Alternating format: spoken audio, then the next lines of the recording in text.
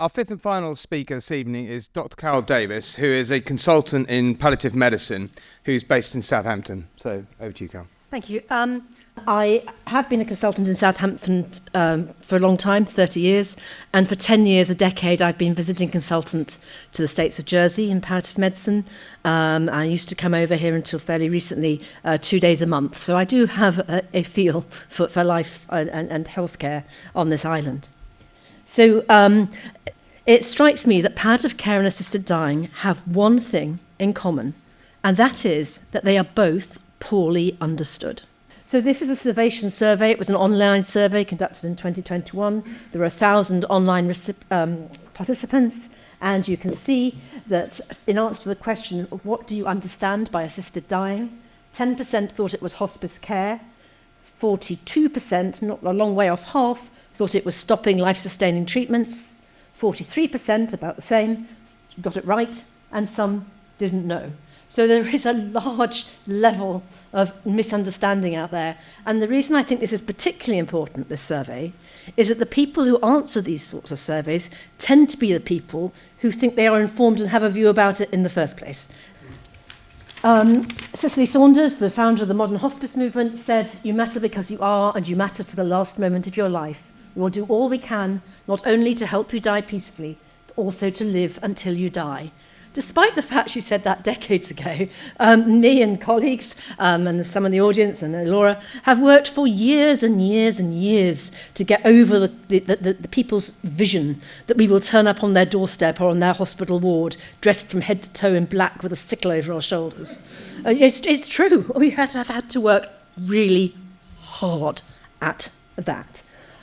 You can read for yourself the scope of modern palliative care. When I first became a consultant in palliative medicine 30 years ago, 95% of the people I saw had cancer. Now we take note of what the diagnosis is, but we don't categorise them as having cancer or not having cancer. They're all ill people. And in Southampton, it's more like 50-50, and we're very proud of that figure, which is quite unusual. Early palliative care can work really, really well. And palliative care sits really well alongside active disease management. And the earlier you get palliative care involved, it doesn't need to be necessarily longitudinal at that stage, but the earlier that people become aware of some of the things that are available, the better. You can see it stretches to all domains, physical, psychological, emotional, social, in a culturally sensitive way, and it utilises in a carefully individualised way. And unlike what you heard earlier from Elora, the use of drugs is very carefully considered. It's very judicious, and it's tailored to what's wrong with that person, what drugs they've been on before, their renal function, etc., etc., etc. It's carefully tailored and crafted with great attention to detail, unlike the blunderbuss one-size-fits-all. And there's a lot of evidence, and there's increasing evidence indeed, that palliative care restores hope now and tomorrow.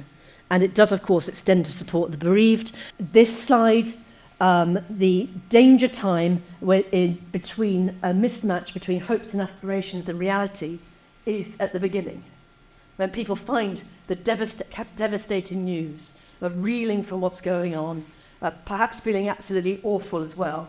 And there's a big quality of life gap. Over time, even in people who may have a disease that is progressing, appropriate care can narrow that gap. And that's important because this tends to be the fear and despair part, not down here later in their illness. And this is when people are more likely to think that perhaps an assisted death may be a good way out. Elora's talked about prognosis. I'd like to point out that in Oregon, where the criteria remains that people are eligible for physician-assisted suicide if they have less than 6 months to live, there are multiple reports of people who've lived for over 3 years, and there's all sorts of questions to ask about these noxious drugs that are in their houses, but I'll leave that to your imagination. And I would like to pick out just one story. We'll call him Steve, a man in his 30s with cystic fibrosis, who I knew very well. I subspecialise in cystic fibrosis. And seeing people even as they have been worked up for transplant. So that's the breadth of modern palliative care. He was not being worked up for transplant, he wasn't eligible for it, and he didn't want it. He was spending between a half and a third of his life in hospital for the previous 2 years. He was becoming iller and iller, and he knew what was happening. He knew, forgive the phrase, but he knew his phrase, he was not going to make old bones. He knew he would die of his cystic fibrosis. And then the COVID pandemic struck. And he was really scared, he told me afterwards. He could kind of think about dying of cystic fibrosis, but he was scared sick of dying of COVID. And he was convinced that if he came back to hospital, he would get COVID. That's what all the newspapers and everyone was talking about. Wasn't completely true, but they'll put that to one side. And he stayed away. And he stayed away for weeks and weeks. And he told me afterwards that he would have paid someone to come and kill him. And then he began to get so symptomatic that he rang up the palliative care team and said, if the cystic fibrosis team admit me to hospital, can you lot come and sort me out? Because I don't think you'll be able to do it at home. And he was right. He was a very expert patient. And he came in and we pulled him through by the skin of his teeth. He nearly died multiple times and he didn't. And he was really pleased about it. And the absolute linchpin of this story is that by the time he'd recovered, guess what? He'd become eligible for one of the new cystic fibrosis disease-modifying drugs, which depend on your genetic constitution, which he had not been previously. And he went on that drug, and some of the modern treatments are amazing. If you respond, not everybody does, but you often respond within a fortnight, and a lot of your physiological parameters, the measures of how your lungs work and things, improve. And that's what's happened to him. And the next year, he didn't come into hospital once.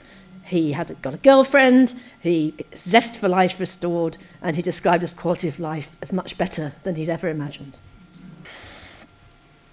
Any decision-making about starting a treatment or intervention in healthcare or stopping a treatment or intervention is about balancing risks and burdens and benefits. So we talk to people about that and explain and answer questions, and then individuals have their own views on what for them is the right balance of risk and burden against benefits. And it's really important that if you have mental capacity, you can't be treated against your will.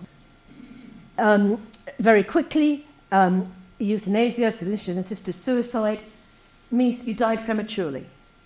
So if this is a disease trajectory, disease process, there is a time in the future when that disease will take its toll, sadly, for some people. But people die early. And for the reasons like that story I've just told you, Steve's story, things might change in this area. And that's very important. Contrast that, if you will, with motor neuron disease. There's many subtypes of motor neuron disease. People with some subtypes get respiratory failure, as you may well be very aware. And some of those people will choose to prolong their lives beyond what the disease would have threatened their life by going on non-invasive ventilation, a tight-fitting mask that gives them oxygen under pressure. So you delay the death by going on an intervention, and then you can choose at any point to stop it. And when you do, there are really well-developed guidance about individualised care and ranges of different drugs and non-drug measures and multidisciplinary care that can help. So you receive tailored care to prevent suffering whilst you die, and you die of your disease, not of assisted dying. I hope that makes sense, because it's something that a lot of people don't understand. This is not a modest change. The word seismic has already been used. Everyone living with a potentially life-shortening illness or disability, or fearful of developing one, and that's quite a lot of people, will be faced with a new question, as will anyone caring for them.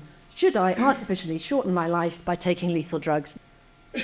We've talked about the doctor-patient relationship. I don't think we've really talked about this, that if you're going to talk to somebody about assisted suicide, it is very hard, I imagine, I've not done it as such because it's not legal yet, to not send a subliminal message that this is an okay thing to do. It might even be kind of expected of you.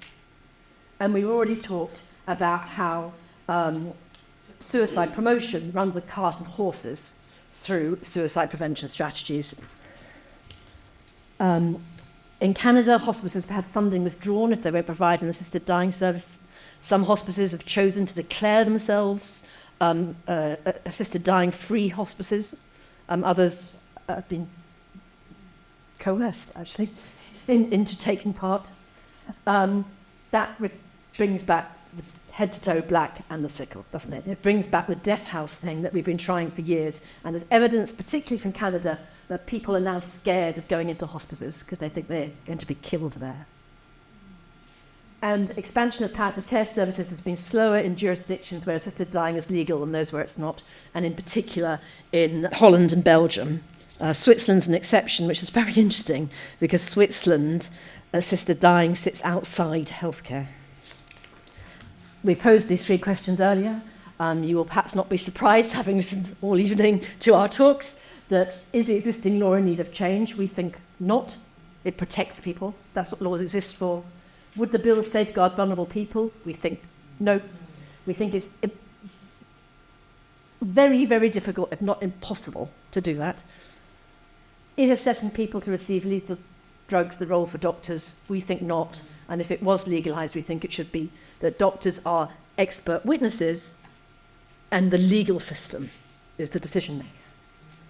And the changing context of all the new data that's come in, as it happens since your citizens' jury sat, is really important for this island in this decision-making process. So there's remarkably little scientific evidence. It sounds like a well-researched, well-established medical intervention. It's not. Safeguards are really qualifying criteria, and it's a seismic legal, ethical, and moral change. I finish with Mahatma Gandhi. How safe is safe enough? The true measure of any society can be found in how it treats its most vulnerable members. Thank you.